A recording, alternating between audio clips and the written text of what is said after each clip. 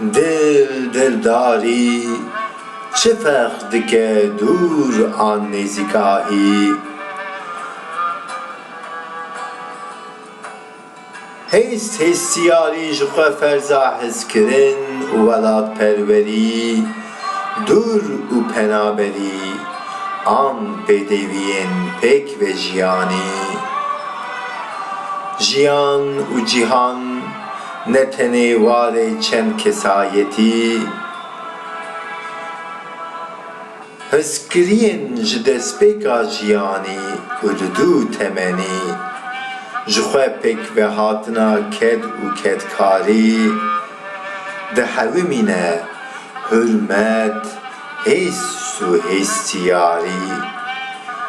Jîna li dû dem û devranî, herikandina berpirsiyarî.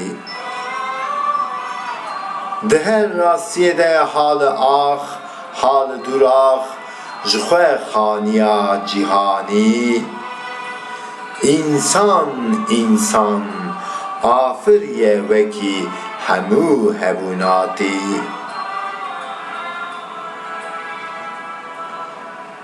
Demkin demdirêj dil dibin tesîra hêsên pertandî, dixwaze biqêre li dijî bêxemên dervey norm û normalî.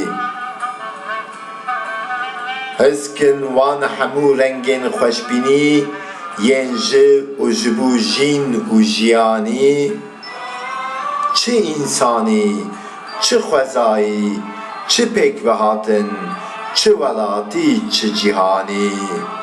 Hey ji xwe heyî bi evîndariya nirxên eşq, jîn û jîndariya jînayî.